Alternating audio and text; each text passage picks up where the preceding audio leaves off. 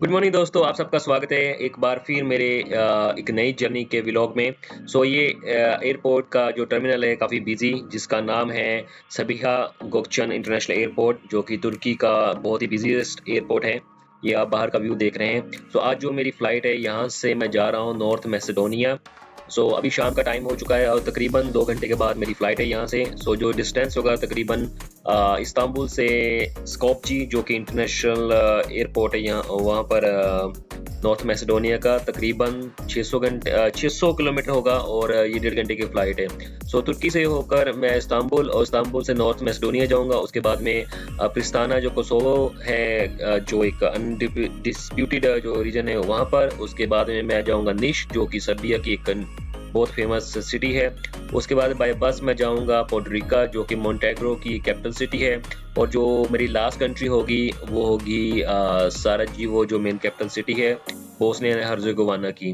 Balkan reason का ये मेरा टूर होगा। अभी आप जो ये देख रहे हैं, हमारी फ्लाइट जो है रेडी हो चुकी है डिपार्चर के लिए साहिबा गोकचिन एयरपोर्ट, इंटरनेशनल एयरपोर्ट से। तकरीबन ये 1.5 घंटे की फ्लाइट होगी उस पॉपजी के लिए। ये अभी आप देख रहे हैं, ये आउटसाइड का इस्तांबुल एयरपोर्ट है इस सबिहा गोकचिन का। तकरीबन 1.5 घंटे की फ्लाइट है और मेनली जो एयरलाइंस है, ये तुर्किश की एयरलाइन यहाँ से जाती हैं। कम कॉस्ट होती है इसकी। ऑलमोस्ट ये आप देख रहे हैं नीचे पोर्ट एरिया ये इस्तांबुल का, जहाँ पर दुनिया भर के इंपोर्ट एक्सपोर्ट होता है यहाँ से ही।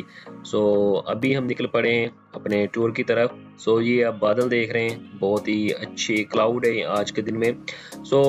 मुझे लगता है कि जाते जाते अराउंड 6:30 और 7 o'clock हो जाएंगे। आई डोंट नो कि इमिग्रेशन में टाइम लगेगा कि नहीं। वहाँ पहुँच कर मैं आपको फर्दर मोर बताता हूँ। काफ़ी अच्छा दिन है। मैं एक्साइटेड हूँ कि तकरीबन मैंने 4 बाल्कन रीजन की जो कंट्री कवर करनी है इस टूर के दौरान। बने रहिए मेरे इस टूर में। Thank you.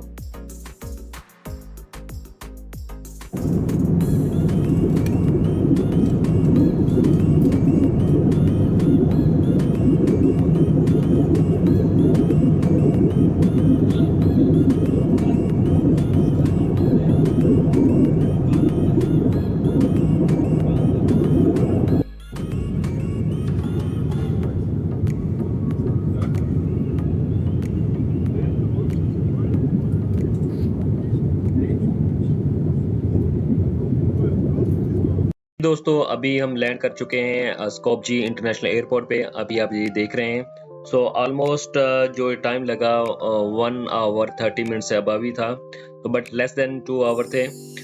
आई थिंक कि जो इमिग्रेशन है स्मूथली हो जाएगी, ज़्यादा रश नहीं होगा इमिग्रेशन काउंटर के ऊपर। अभी हम जा रहे हैं इमिग्रेशन करने के लिए। अगर आपके पास कोई यूरोपियन यूनियन या फिर अमेरिका, कनाडा, ऑस्ट्रेलिया किसी मेजर कंट्री का वीज़ा है, तो आप यहाँ पे without any cost, without any visa यहाँ पर आ सकते हैं। ये बहुत अच्छा एडवांटेज है बाल्कन रीजन घूमने के लिए। स्कोपजी में आपका स्वागत है और मेरा स्वागत है। फर्स्ट टाइम तो नहीं हूँ, मैंने ऑलरेडी 3 कंट्री बाल्कन रीजन की विजिट की हुई है। एयरपोर्ट पे मैं अभी आ गया हूँ। अभी मैंने सिम लूँगा और सिम के लिए A1 जो कंपनीज हैं, स्पेशली जो A1 एक सर्विस प्रोवाइडर है, उनकी सिम सबसे बेस्ट है। अदरवाइज MTEL जो कंपनी है, लीका मोबाइल है। तकरीबन 4 यूरो में आपको 10 से 20 GB इंटरनेट मिल जाएगा 1 वीक के लिए, और टूरिस्ट सिम होती है। और दोस्तों, अभी आप ये एयरपोर्ट के अंदर का व्यू देख रहे हैं। बहुत बड़ा हॉल है और लोग सिम ले रहे हैं और प्लस करेंसी एक्सचेंज कर रहे हैं। बाय द वे, इनकी करेंसी का नाम दिनार है ये भी। बाल्कन रीजन की अपनी करेंसी नहीं है, और एक्सेप्ट कोसोवो, वो यूरो यूज करते हैं, बट बाकी कंट्री जितनी भी हैं दिनार यूज करते हैं। एक दिनार मैसेडोनिया का तकरीबन आपको 65 हो जाएगा 1 यूरो। मैं आपको यूरो में ही बताऊंगा इनकी, जो आप ये पीछे मेरे देख रहे हैं। करेंसी के लिए काफ़ी लाइन लगी हुई है। टैक्सी भी यहाँ से एयरपोर्ट से चलती हैं और बसेस भी हैं। बेटर है कि आप बसेस बाहर से मैं लूँगा अभी बाहर जाकर। और आप मेरे पीछे देख रहे हैं बहुत सारे काउंटर हैं। ये आपका बाहर का व्यू है। ये टैक्सी लगी हुई है और बसेस भी यहाँ पर। ये देखिए, स्कोपजी एयरपोर्ट की शटल बस है, यहाँ से ये सिटी सेंटर लेकर जाते हैं। तकरीबन जो कॉस्ट होती है 13 से 14 यूरो होती है, तो आप कन्वर्ट कर सकते हो। 65 दिनार है सो बेस्ट है कि अगर आप बस से जाते हो तो टैक्सी वाले माइट भी ज़्यादा कॉस्ट करेंगे। सो कन्वीनियंट है, अवेलेबिलिटी होती है बसेस की morning to until late evening night तक। सो अभी मैं सिटी में पहुंच चुका हूं। सो जो ये सफ़र है तकरीबन 28 किलोमीटर का है। सो अप्रोक्सीमेटली 1 आवर लग जाता है। सो बहुत दूर एयरपोर्ट है। अभी हम एंट्री कर चुके हैं स्कोपजे सिटी में। सो सिटी काफ़ी पुरानी है। सो इट्स नॉट लाइक कि ये मॉडर्न सिटी जैसी होगी। सो जो सर्बिया का कंपैरिजन नहीं मैं कर सकता यहाँ पर, बट एनी हाउ जो भी है काफ़ी अच्छी सिटी है। सो मॉडर्न एंड ओल्ड जो जो मैंने जो आर्किटेक्चर मैंने देखा सराउंड द सिटी ड्यूरिंग जब मैं अपने जो है हॉस्टल जा रहा था। सो ये आप व्यू देख रहे हैं बाहर से।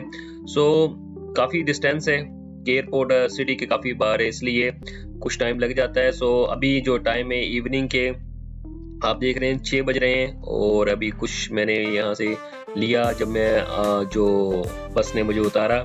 सो अभी आप ये देख रहे हैं जो ये एरिया है एक मॉडर्न एरिया है, जो आर्किटेक्चर भी 19th सेंचुरी का है और लेट 19th सेंचुरी का है। अभी मैं कुछ एरिया भी विजिट करने जाऊंगा।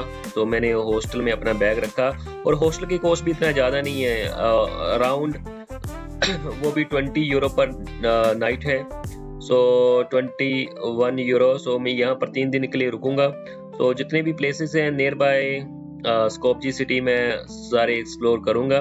सो ये हॉस्टल मेरा इस एरिया में है। सो ये सिटी सेंटर ही है near to the bus station. So इसलिए मैंने हॉस्टल लिया था जो फिर मैं एयरपोर्ट पे या फिर अगर बस मैंने लेनी है दूसरी कंट्री में जाने के लिए तो नियर बाय यहाँ से मैं ले सकूँ।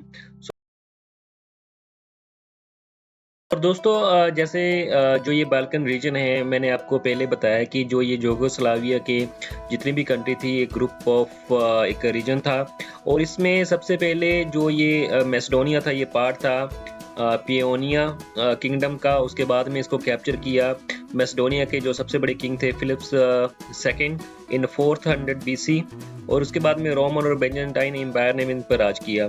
सो कैल्विक और मेल्दिवियन ईरा जो 6th सेंचुरी में तकरीबन बुल्गारियन और सर्बियन एम्पायर यहाँ पर था। ऑटोमन एम्पायर ने सबसे ज़्यादा इम्पैक्ट किया इस रीजन को, जो कि 14 to 20 सेंचुरी लगभग 500 साल यहाँ पर राज किया। और यूगोस्लाविया जो कि बाल्कन रीजन की वॉर हुई 1912 और 1913 में, और उसके बाद में 1945 में जब बुल्गारिया ने इसको हासिल कर लिया तो ये पार्ट बन गया यूगोस्लाविया का।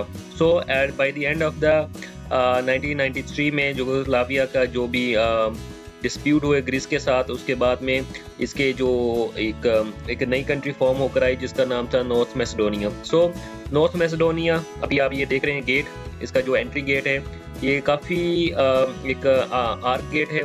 तो आप कह सकते हैं ये तकरीबन 21 मीटर गेट है।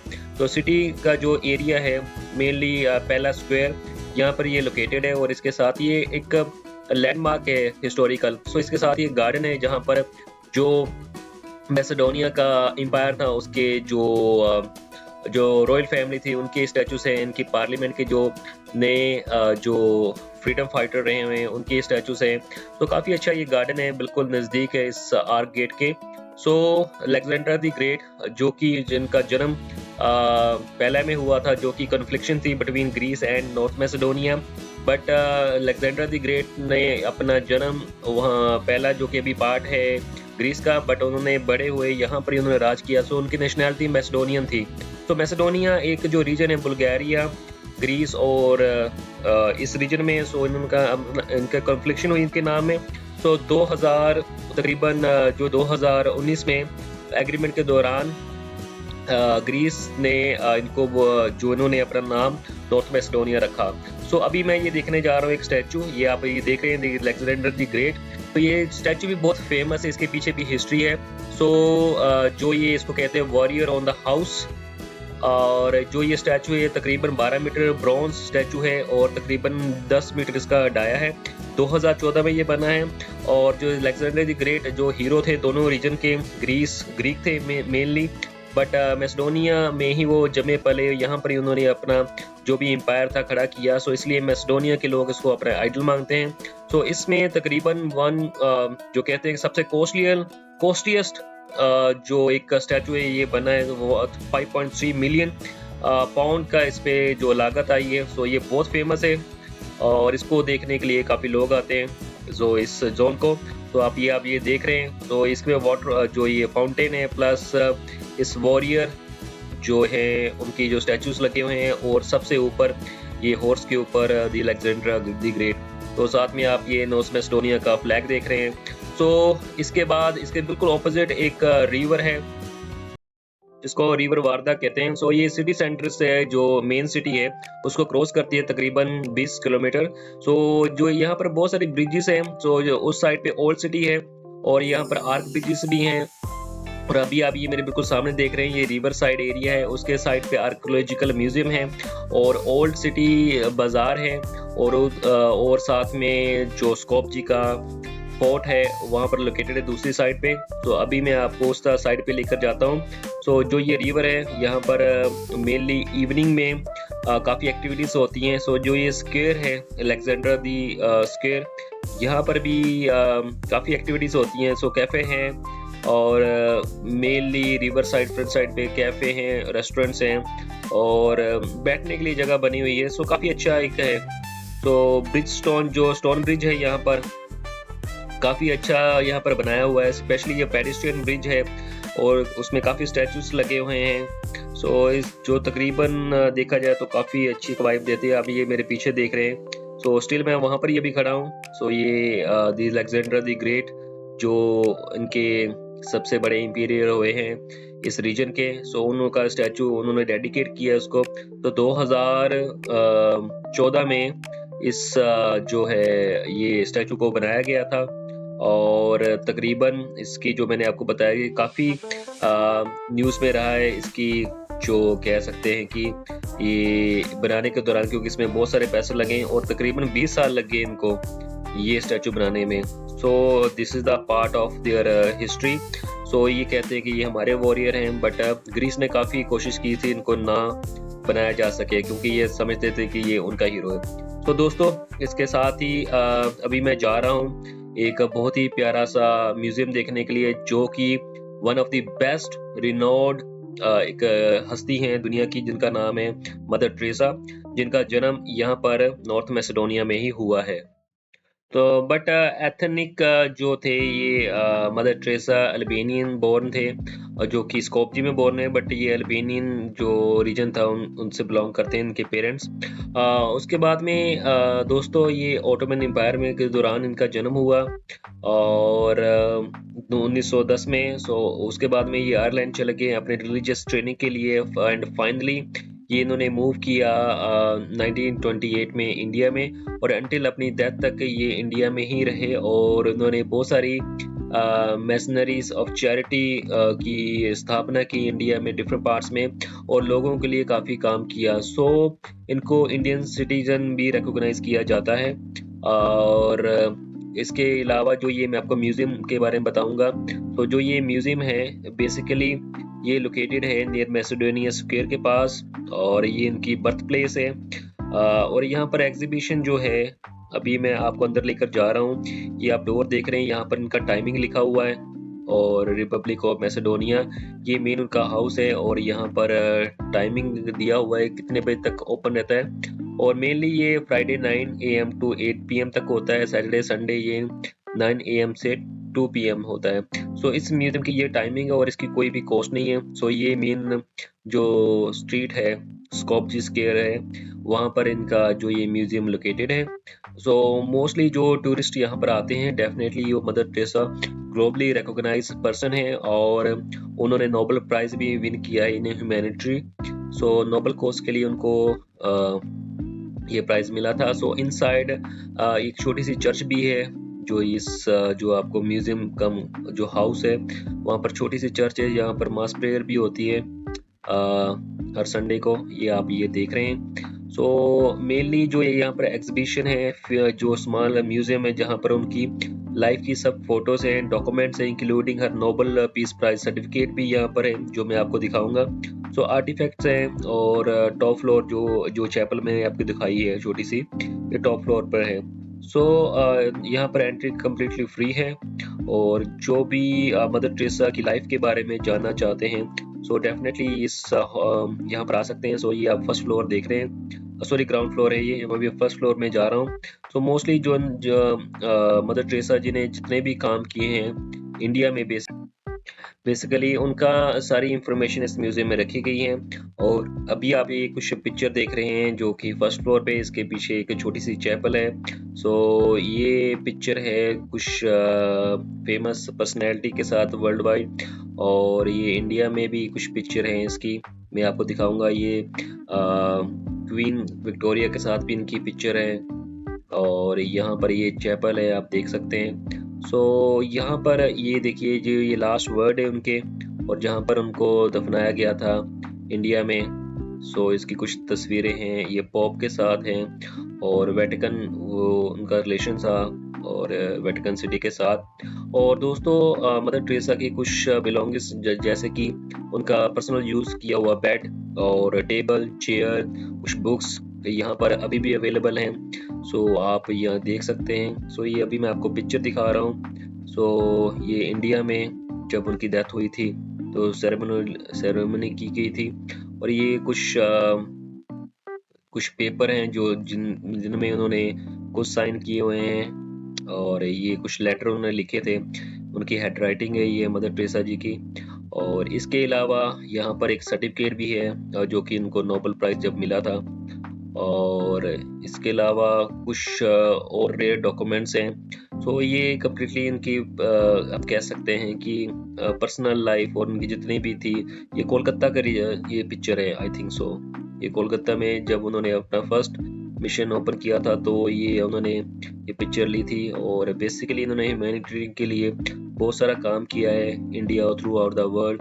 उन्होंने जो गरीब लोग थे और बेसहारा लोग थे, स्पेशली जो अनप्रिविलेज्ड लोग थे, उनके लिए बहुत सारा काम किया है, specially in East India side. So ये उनके नोट्स हैं कुछ, आप ये देख सकते हैं, उनकी खुद की हैंड राइटिंग है। So it was really amazing कि जो भी टूरिस्ट यहाँ पर आता है मदर टेरेसा जी के बारे में जानना चाहता है तो ये उनके बर्थ प्लेस है, यहाँ पर जरूर विजिट करें। सो ये उनका खुद का स्कार्फ आप कह सकते हैं, सो उनका क्लॉथ है ये, सारी है ये, सॉरी यहाँ पर लिखा हुआ है। तो ये उनका एक स्टैचू यहाँ पर बना हुआ था, ये आप देख सकते हैं। सो इसके बाद दोस्तों मैं आ गया हूँ दोबारा स्क्वायर पे। अभी मैं जा रहा हूँ आर्कोलॉजिकल म्यूजियम देखने के लिए जो कि बिल्कुल नज़दीक है। सो ये आप अलेक्जेंड्रिया स्क्वायर देख रहे हैं, पहला स्क्वायर आप कह सकते हैं, उसके नज़दीक है। सो ये बहुत बड़ा स्क्वायर है। तो यही एक मेन स्क्वायर है स्कोपजे सिटी में। यहाँ पर नाइट लाइफ काफ़ी हैपनिंग होती है, यहाँ पर लाइव इवेंट्स होते हैं। सो टूरिस्ट मोस्टली इस स्क्वायर में गैदर होते हैं, और काफ़ी ब्यूटीफुल एरिया है ये वाला, क्योंकि ये बहुत सारे जो स्ट्रीट्स है उनका जंक्शन है मेन।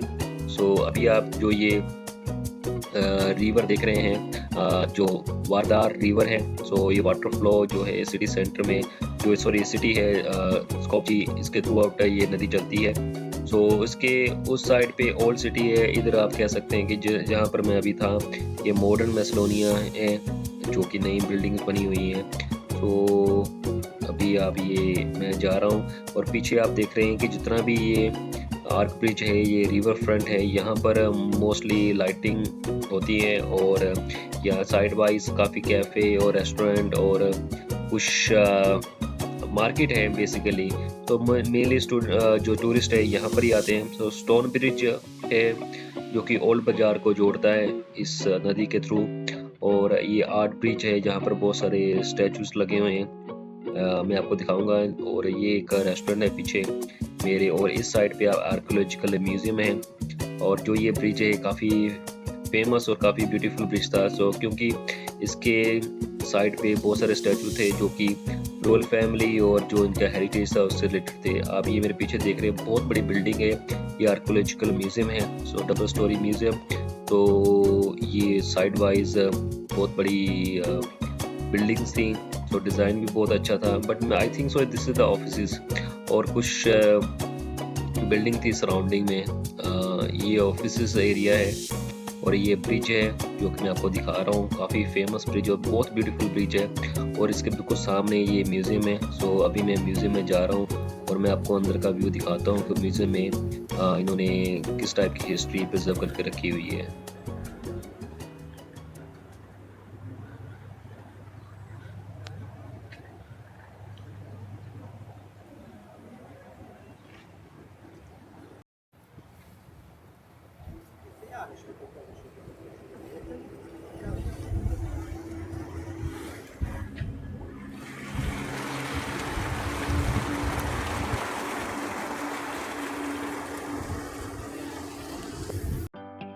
और दोस्तों अभी आप ये देख रहे हैं कि ये सबसे बड़ा museum in Macedonia, the archaeological museum of North Macedonia से ये जो म्यूज़ियम है ये 1924 से अभी तक ऑपरेशन में है। सो जो ये मॉडर्न बिल्डिंग है ये तकरीबन 1976 में ये न्यू म्यूज़ियम कॉम्प्लेक्स लॉन्च किया गया था। और क्योंकि यहाँ पर 1963 में बहुत बड़ा अर्थक्वेक आया था जिसके कारण जो ये ओल्ड म्यूज़ियम था ये काफ़ी डैमेज हुआ, सो इसके लिए नई बिल्डिंग बनी। और जो दोस्तों इसकी जो म्यूज़ियम की टाइमिंग है ये तकरीबन आप कह सकते हैं कि 10 AM टू 6 PM है और ये मंडे को क्लोज होता है। सो इस म्यूज़ियम की जो कॉस्ट है तकरीबन 7 यूरो है। सो आप कन्वर्ट कर सकते हैं लोकल करेंसी में। और जो म्यूज़ियम है आप ये देख रहे हैं बेसिकली यहाँ पर जो कलेक्शन है इनकी मोर देन 7,000 वैल्यूएबल आर्टिफैक्ट्स हैं जो डिस्कवर किए गए आर्कियोलॉजिकल इन्वेस्टिगेशन के दौरान, जो कि कम्प्लीटली नॉर्थ मैसेडोनिया में इन्होंने कलेक्शन की थी। सो मोस्टली यहाँ पर जो एग्जीबिशन है काफ़ी डिपार्टमेंट है, आर्कियोलॉजिकल है, एंटीक्विटी है और मेडिलिवियन आर्कियोलॉजी है और ऐसे बहुत सारे डिपार्टमेंट है जहाँ पर आप डिफरेंट जो इनका मटेरियल है उनको देख सकते हैं। सो ये कल्चर हेरिटेज जो इनका लॉ बना था उसके अकॉर्डिंग ये म्यूज़ियम बना है। सो 2015 में जो ये म्यूज़ियम है ये best of the museum in the Europe, जो टॉप 10 म्यूज़ियम थे वहाँ पर इनका इसका म्यूज़ियम का नाम आया है। और तकरीबन वर्ल्ड वार 2 से ही जो ये म्यूज़ियम है इसकी पुरानी बिल्डिंग थी जैसे मैंने आपको बताया है। सो उसके बाद में 1973 में इसको दोबारा जो नई बिल्डिंग्स की 76 में जो इसकी दोबारा नई बिल्डिंग बनाई गई है। सो आर्कियोलॉजिकल जो ये अभी आप देख रहे हैं काफ़ी पुरानी चीज़ें जो इनको मिली हैं, जो ज्वेलरी थी और अभी आप ये देख रहे हैं। सो इसके साइड पे कुछ इन्होंने जो स्टैचूज थे जो पुरानी डायनेस्टी थी उसके वो रखे हुए हैं। ग्रीक के कुछ स्टैचू हैं, ग्रीक एम्पायर के कुछ स्टैचू हैं। उसके अलावा जो फर्स्ट फ्लोर है वहाँ पर ज्वेलरी, क्लॉथ और जो इनको एक्सकेवेशन के दौरान कुछ मटेरियल मिला उन्होंने यहाँ पर रखा हुआ है। So it's all about the जो रीजन था यूगोस्लाविया, जो इसका ये पार्ट रहा है ये कंट्री। सो ग्रीक प्लस यूगोस्लाविया में जितनी भी इनको हेरिटेज चीज़ें मिली हैं ड्यूरिंग द एक्सकेवेशन, इन्होंने सभी जो इस एरिया में रखे हैं। स्पेशली जो किंग्स के जो ओल्ड जो ट्राइब्स होती थी उनका भी मटेरियल इस म्यूज़ियम में है। तो ओवरऑल काफ़ी अच्छी इंफॉर्मेशन दी गई है इस म्यूज़ियम में। तो ये डबल स्टोरी म्यूज़ियम है। तो अभी मैं फर्स्ट फ्लोर पे हूँ और अभी आप ये देख रहे हैं। सो इसमें इसकी रूफ काफ़ी अट्रैक्टिव थी, वुडन की जो एक डिफरेंट डिज़ाइन किया हुआ था। अभी इस यहाँ पर ये कुछ स्टोन्स हैं और यहाँ पर कुछ ज्वेलरी रखी हुई है और स्पेशली जो ये छोटे छोटे जो होते हैं जैसे ज्वेलरी है मेन ये यूज़ करते थे और कुछ वेपन भी रखे हुए हैं। सो ये 300 BC जो कि टाइम था ग्रीक का, तो ये उनकी मौसोलियम का एक डिज़ाइन है। सो ये काफ़ी फेमस है आई थिंक, सो इसलिए इसको एक स्पेशल अटेंशन दी हुई थी। सो इसमें काफ़ी अच्छा डिज़ाइन किया गया था। और इसके अलावा स्टैचूज हैं जो ग्रीक एम्पायर था उसके जो फेमस थे, उन्होंने जो भी इनको इस रीजन में मिला है कैसे भी स्टैचू इन्होंने इधर रखे हुए हैं। सो हर एक स्टैचू पे नाम लिखा हुआ है पर्टिकुलर उस पर्सन का। और ऑलमोस्ट काफ़ी अच्छा एक व्यू है। एक ये ग्राउंड फ्लोर है, यहाँ पर जो ये चीज़ें रखी हुई हैं इन्होंने।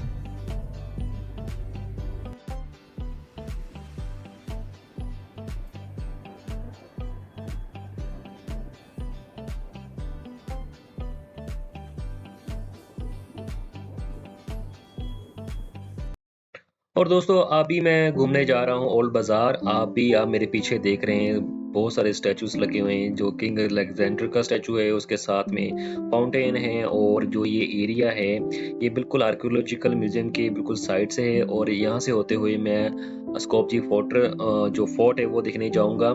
तो ये one of the oldest and largest market place है इन बाल्कन रीजन। सो स्कोपजी जो पहले कहते थे ये ट्रेड सेंटर था कॉमर्स के लिए और ट्रेड के लिए in earliest 12th century. So during the Ottoman rule of Skopje जो ये बाजार है काफ़ी डेवलप किया गया, इसको मेन सेंटर बनाया गया। सो इसलिए इसकी रेप्लिका ये लगती है जो मैंने ओल्ड बाजार देखे हैं इन इस्तांबुल। सो ये हिस्टोरिकल बाजार है। सो और ये काफ़ी बार डैमेज हुआ है। तो कहा जाता है कि बहुत बार यहाँ पर अर्थक्वेक हुआ है जो 15th सेंचुरी और 17th सेंचुरी में।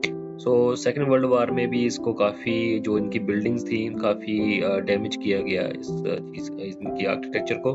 तो मेनली ये बेंजेंटाइन और ऑटोमन एम्पायर का आर्किटेक्चर है इस बाज़ार में। और जो अभी आप ये देख रहे हैं जो यहाँ पर जो ये एरिया है ये स्क्वायर, यहाँ पर एक क्लॉक टावर है और मॉस्क भी है या इस एरिया में, और दो चर्च भी हैं। सो तकरीबन जो ये बाज़ार है ये काफ़ी फेमस बाज़ार रहा है। और यहाँ पर आपको गोल्ड की शॉप मिलेगी, आपको रेस्टोरेंट, कैफ़े, लोकल कुजीन अगर आपने यहाँ पर ट्राई करनी है तो आप यहाँ पर कर सकते हैं। सो ये बिल्कुल नज़दीक है सिकंदर बेग स्क्वायर के पास। सो तो ऑलमोस्ट काफ़ी अच्छा है, मॉडर्न आर्ट यहाँ पर आपको मिलेगा।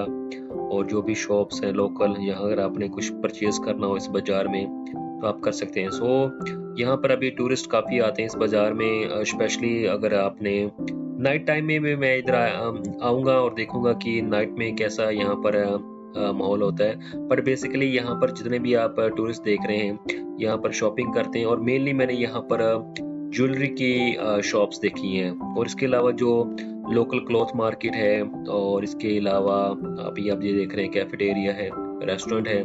तो ये आप टूरिस्ट बाज़ार इसको कह सकते हैं। सो और ये काफ़ी पुराना बाज़ार होने की वजह से काफ़ी फेमस है।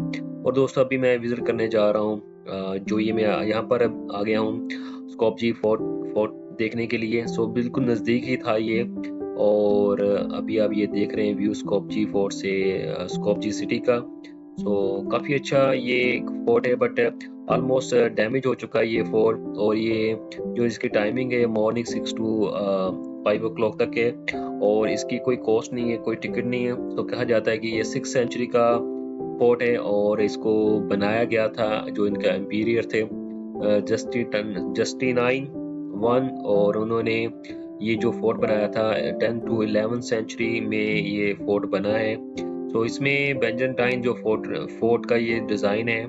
और तकरीबन जब फर्स्ट बुल्गारियन एम्पायर जब यहाँ पर सेटअप हुआ था स्टार्टिंग में, तो इसको कैपिटल सिटी का एक फोर्ट बनाया गया था उस टाइम में। सो बेंजेंटाइन का ये डिज़ाइन है। और तकरीबन जो ये फोर्ट है जो इसकी हिस्ट्री है कितनी पुरानी, 6th सेंचुरी से इसकी हिस्ट्री है। और येलो लाइमस्टोन से ये कम्प्लीटली फोर्ट बना हुआ है। और अभी ये मैं आपको ऊपर से इसका व्यू दिखा रहा हूँ। एक टावर था जहाँ पर मैं अभी गया हूँ, और इसके उस साइड पे स्कोपजी सिटी है। और अभी आप ये देख रहे हैं मेरे पीछे कंप्लीट स्कोपजी सिटी आपको यहाँ से दिखेगी। और ये इसी साइड एक वॉल है। सो आप कह सकते हैं कि फोर्ट की वॉल है। और ये जीसस क्राइस्ट का एक बहुत बड़ा एक स्टील स्ट्रक्चर का बना हुआ जीसस क्राइस्ट, यहाँ पर मैं विजिट करने जाऊंगा कल। और यहाँ से आप सिटी का व्यू देख सकते हैं, कुछ मस्जिद है यहाँ पर और कुछ चर्च है। सो कम्प्लीटली ये फोर्ट डिस्ट्रॉय हो चुका है। और यहाँ पर कुछ खास नहीं था इस फोर्ट को देखने के लिए, कोई हिस्ट्री रिलेटेड कोई चीज़ नहीं थी। जस्ट आप कह सकते हैं कि एक अबैंडन्ड बिल्डिंग है ये फोर्ट, और इसकी कुछ वॉल हैं और इस इनसाइड कुछ नहीं है। और तकरीबन 2006 में इसकी एक्सकेवेशन की गई थी, और इसमें काफ़ी कुछ इनको मिला है 2011 में, सॉरी। सो इसमें कहते हैं कि जो बेंजेंटाइन और ग्रीक रिलेटेड जो मटेरियल था, जो एशियन मटेरियल था, इनको काफ़ी कुछ मिला है इस फोर्ट में। सो बेसिकली जो ये फोर्ट है इट्स नॉट मच इंटरेस्टेड क्योंकि यहाँ पर इतना कुछ खास नहीं था। सो ये आप ये मेरे पीछे देख रहे हैं कि लोग मोस्टली जो ये सिटी है वो पीछे वर्दार रिवर है, और यहाँ पर एक इनका पुराना फोर्ट है, इसलिए यहाँ पर लोग इसको घूमने आते हैं। सो ये अंदर की तरफ वॉल है, और जिसके ऊपर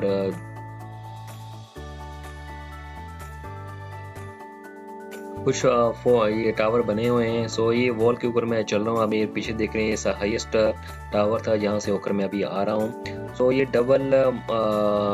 डबल वॉल के एक जो कह सकते हैं कि पिलर्स बने हुए हैं, और दोनों की तरफ ये अभी इन्होंने आई थिंक सो ये गार्डरेल अभी लगी है, और इसके उस साइड पे अभी मैदान है जस्ट, जो कि काफ़ी डैमेज हो चुका है। तो ये सीधी एक वॉल है। सो इसकी वॉल चारों तरफ वॉल है, बट कुछ वॉल जो इस साइड की वो डैमेज हो चुकी है, और वेस्ट साइड पे वर्दार रिवर है। और अभी आप ये देख सकते हैं जो ये टावर है, इसके नीचे स्टेयर केस भी है, आप बिल्कुल नीचे जा सकते हैं। और ऑलमोस्ट जो ये फोर्ट है डैमेज हो चुका है, बट एनी हाउ इसमें कुछ एस्केवेटेड एरिया भी थे, और जो ये डोर वॉल है ये एंट्रेंस हॉल में भी खुलते हैं। इसकी एंट्रेंस तो अभी एक ही है, बट मैंने जो देखा है कि इसकी एंट्रेंस एक से ज़्यादा एंट्रेंस थी, बट जो कि उस टाइम में क्लोज की हुई थी।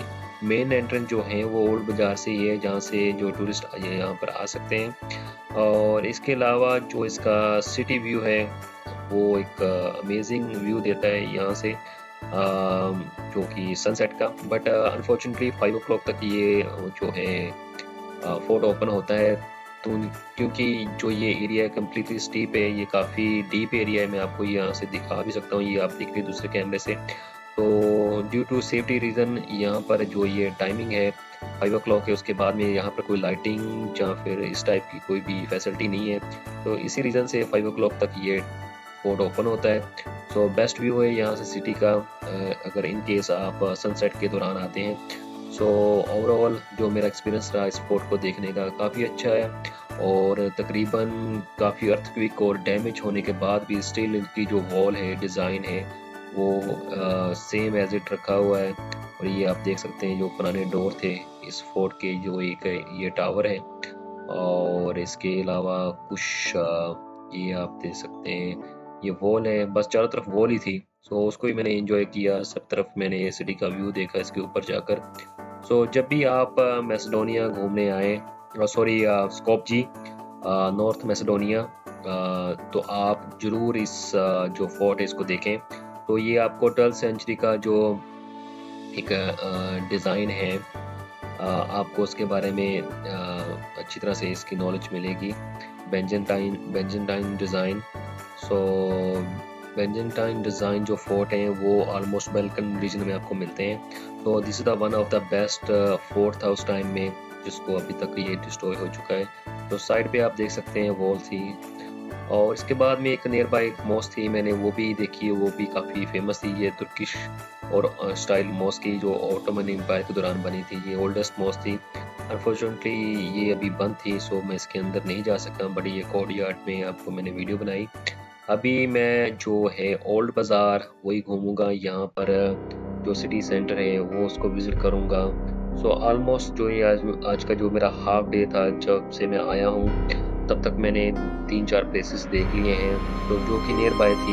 ये गोल्ड शॉप है, ये मैं आपको बता रहा था कि यहाँ पर जो ये बाज़ार है टूरिस्ट का अट्रैक्शन का सेंटर है, और ये ओल्ड बाज़ार मोस्टली फेमस है टूरिस्ट के लिए। यहाँ पर ओपन कैफ़े हैं, रेस्टोरेंट हैं, और छोटी मोटी शॉप्स हैं, जो कि लोकल वेंडर्स अपना मटेरियल यहाँ पर सेल करते हैं। सो ये काफ़ी हैपनिंग प्लेस है, और lighting I think so night में यहाँ पर भी व्यू काफ़ी अच्छा होता होगा। सो तुर्किश इन्फ्लुएंस यहाँ पर मुझे दिखा, और बुल्गारियन ग्रीक जो ग्रीक इन्फ्लुएंस था वो भी यहाँ पर था। सो ये कम्बिनेशन है इस ओल्ड टाउन का। सो अभी इसको एक हेरिटेज एरिया डिक्लेयर किया गया है इनकी गवर्नमेंट की तरफ से। तो और ओवरऑल जो मेरा एक्सपीरियंस था इन कुछ आवर्स का काफ़ी अच्छा रहा इस सिटी में। सो नाइट व्यू में मैं अभी जाऊँगा कुछ रेस्ट करने के बाद। So thank you very much for watching this vlog. Keep in touch and continue watching. Thank you.